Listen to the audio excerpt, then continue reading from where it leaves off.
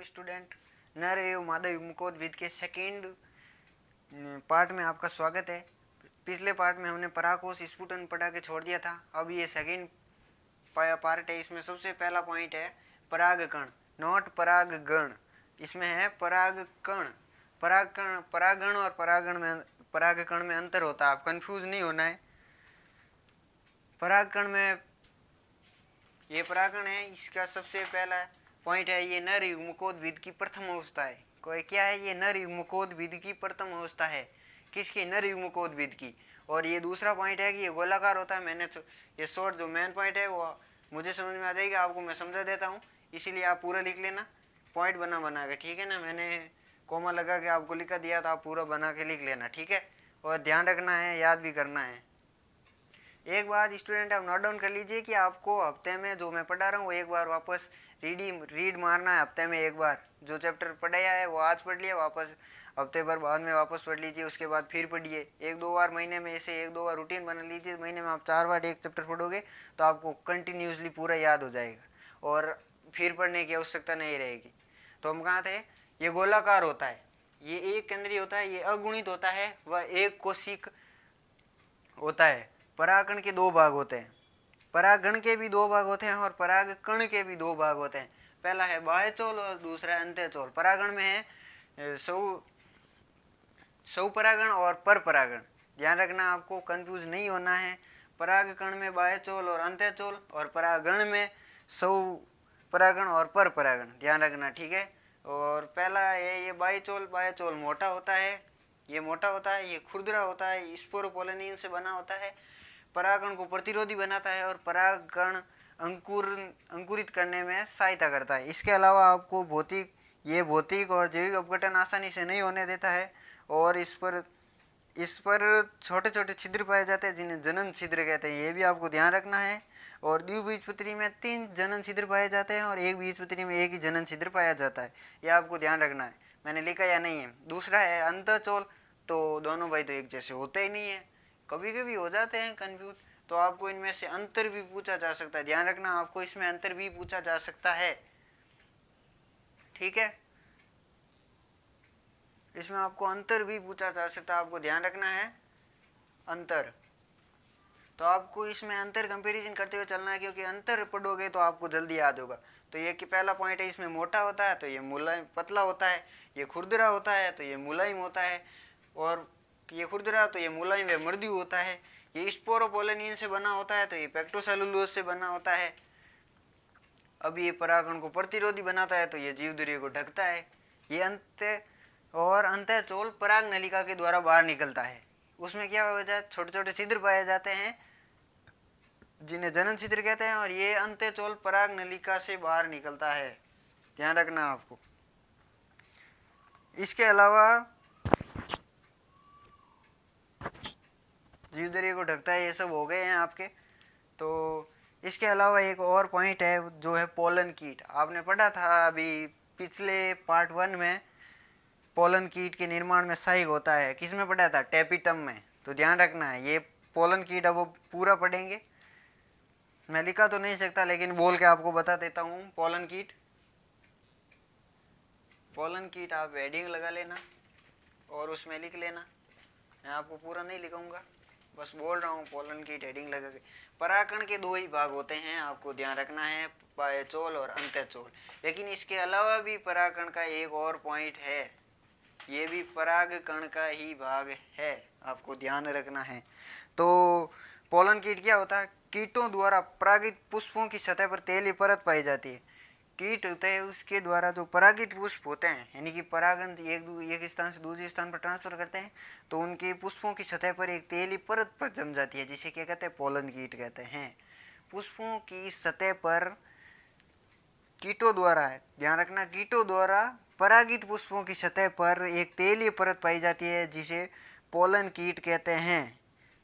तेलीय परत पाई जाती है तो चिपचिपी तो होगी, तो आपको ध्यान रखना है, चिपचिपी होती है और दूसरी गंध युक्त होती है, और इनकी गंध होती है वो अन्य कीटों को आकर्षित करती है।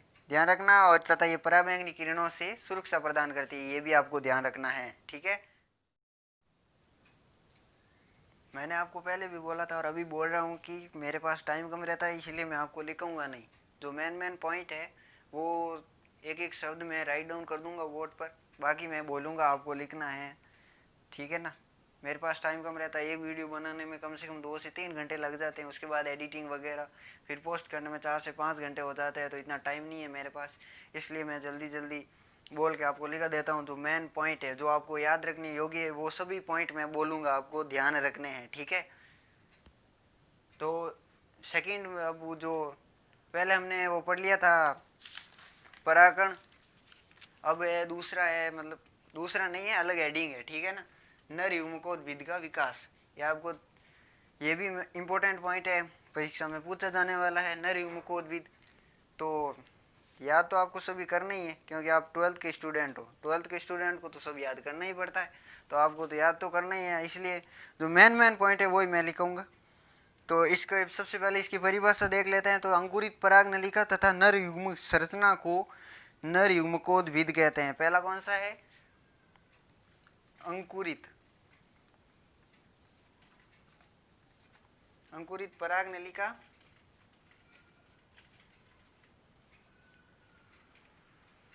प्लस दो नर युग्म संरचना, प्लस या इंटू जो भी कर सकते हो आप, दो नर युग्म संरचना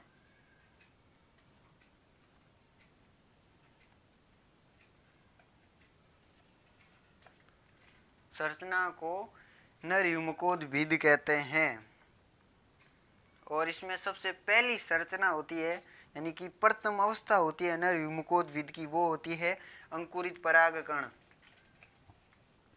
अंकुरित परागकण होते हैं वो नर युग्मकोद्भिद की प्रथम अवस्था होते हैं, ये आपको ध्यान रखना है। परागकण नर युग्मकोद्भिद की फर्स्ट अवस्था है, ये आपको ध्यान रखना है, राइट डाउन कर सकते हैं, मैं बोल रहा हूँ। और नर युग्मकोद्भिद का की विकास 2 चरणों में होता है। पहला चरण होता है परागकण से पहले और दूसरा चरण होता है परागकण के बाद। ये बहुत ही लंबा, मतलब कुछ ज़्यादा लंबा जाने वाला है, तो आप, मैं लिखूंगा तो आपको नहीं, आप देख लेना, हिसाब से लिख लेना, मैं बोल रहा हूँ, ठीक है। आप कहोगे तो धीरे धीरे हिसाब से बोलता चला जाऊँगा, क्योंकि मेरे पास ज़्यादा टाइम नहीं है, ओके। तो इसके लिए मैं आपसे क्षमा प्रार्थी हूँ, माफ़ कर दीजिएगा। अब नर युग्मकोद्भिद में पहला पॉइंट है वो है परागकण से पहले। तो परागकण से पहले क्या होता है? परागकण से पहले परागकण होता है वो भोज्य पदार्थों को ग्रहण करके अपने आयतन व आकार में वृद्धि करता है।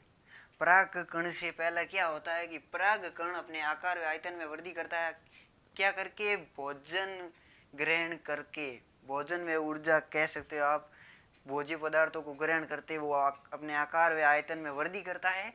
और तथा क्या करता है? समसूत्री विभाजन के फलस्वरूप 2 कोशिकाओं का निर्माण करता है। समसूत्री विभाजन के द्वारा, कौन सा विभाजन? समसूत्री विभाजन के द्वारा 2 कोशिकाओं का निर्माण करता है। वो कोशिकाएं कौन सी है? पहली कायी कोशिका, दूसरी है जनन कोशिका। आगे इनको हम डिटेल में पढ़ेंगे, आपको ध्यान रखना है, कायी कोशिका व जनन कोशिका।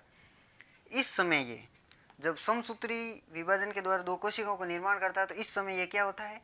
ये परागकण द्विकोशिकीय और द्विकेंद्रीय होता है। क्या होता है? द्विकोशिकीय और द्विकेंद्रीय होता है। और इसी समय परागकण की क्रिया शुरू होती है, आप कह सकते हो। परागकण की क्रिया प्रारंभ होती है, आपको ध्यान रखना है, यही पॉइंट है।